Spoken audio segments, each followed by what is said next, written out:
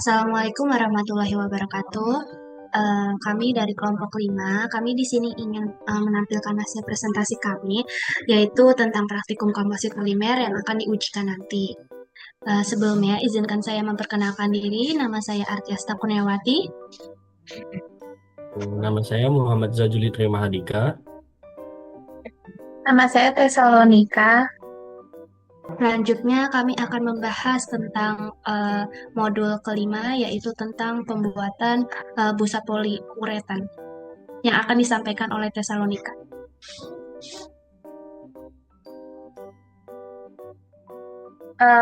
Pada pembuatan busa poliuretan ini terdapat teori dasarnya di mana poliuretan atau biasanya disebut juga dengan PU adalah polimer serbaguna yang sangat terkenal karena kemampuannya hadir dalam bentuk mulai dari busa lunak dan lentur hingga bahan yang keras dan juga kaku.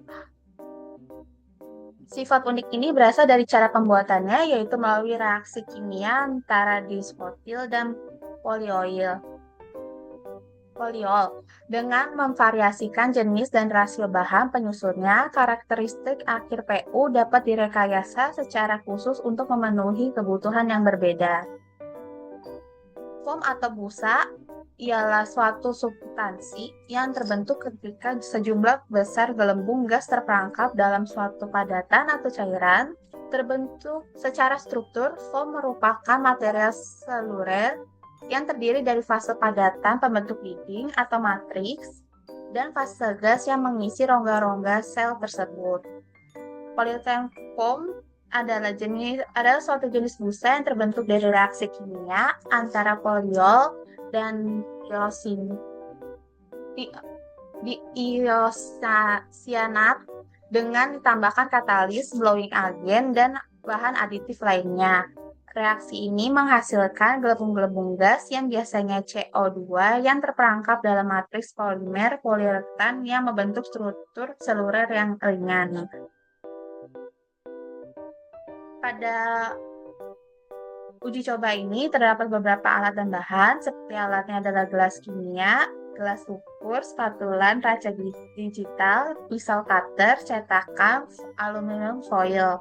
Dan bahannya itu adalah poliol dan juga isocyanat. Untuk prosedur kerjanya terdapat beberapa, di mana yang pertama adalah siapkan cetakan dan bagian dalam cetakan dilapisi oleh aluminium foil. Material yang digunakan adalah cetakan dan juga aluminium foil. Lalu kedua, ditimbang larutan poliol dan larutan isonat sesuai rasio dengan gelas ukur. Material yang digunakan pada prosedur kerja kedua ini adalah larutan poliol, larutan isonat, gelas ukur, dan juga timbangan. Yang ketiga, campurkan larutan poliol dengan larutan isonat sesuai rasio dalam gelas kimia. Lalu aduk dengan homogen selama kurang lebih 1 menit. Pada kali ini material yang digunakan adalah gelas kimia, pengaduk, dan juga timer atau penghitung waktu. Setelah itu, tuang ke cetakan yang sudah disiapkan sebelumnya, biarkan larutan bereaksi, dan pada material yang digunakan pada kali ini ada cetakan yang sudah dilapisi aluminium tadi, lalu campuran oil dan isonat. Setelah itu, cetakan dibuka dengan busa poliuretan, dikeluarkan secara dari cetakan dengan hati-hati, lalu material yang digunakan adalah sarung tangan agar tidak bersentuhan langsung dengan kulit tangan, dan juga alat bantu jika diperlukan. Bagian yang tidak sesuai dengan cetakan atau bagian yang berlebihan dari bagian yang akan dipotong menggunakan pisau cutter agar rapi. Material yang digunakan kali ini ada pisau cutter, penggaris jika diperlukan, dan juga alat ukur lainnya. Data pengapatannya ini, mungkin bisa dilihat dulu dari video pembuatannya.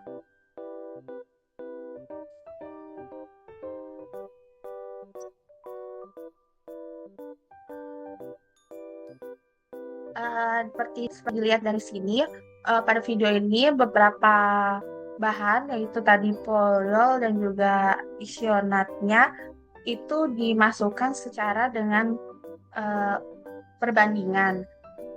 yang dimana pada kali ini adalah 1:2.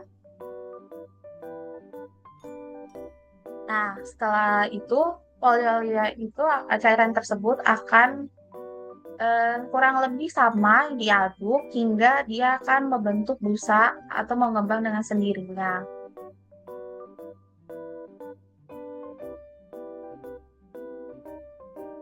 Setelah itu nanti akan diukur dengan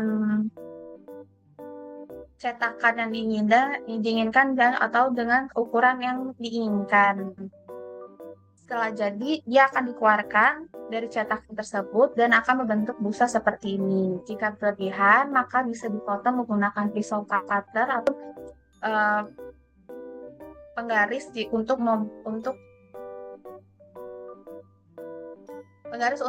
menyesuaikan ukurannya.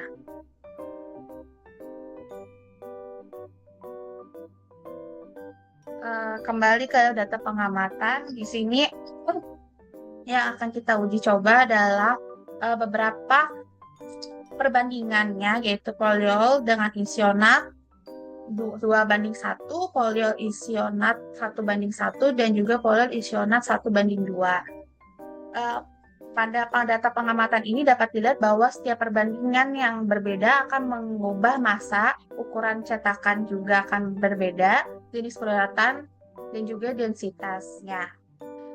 Lalu pada penjelasannya ini ada semacam hasil dari ini ialah keberhasilan pembentukan busa fluoratan fleksibel sangat tergantung dari karakteristik poliolnya.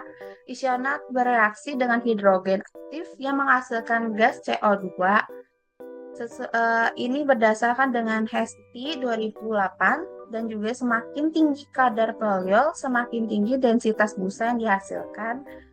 Hal ini karena poliol memberikan massa pada struktur polimer dan semakin fleksibel busa tersebut. Lalu semakin tinggi kadar isonat, maka semakin tinggi banyak gas yang dihasilkan dan menghasilkan banyak busa. Dengan densitas yang lebih rendah, semakin kuat juga busa tersebut.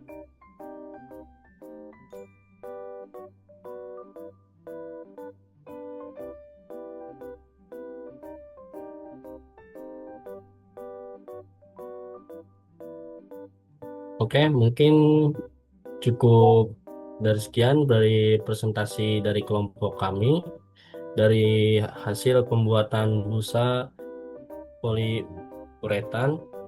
Mungkin kurang lebihnya mohon maaf bila ada salah-salah kata atau salah penyebutan. Sekian dari kelompok kami.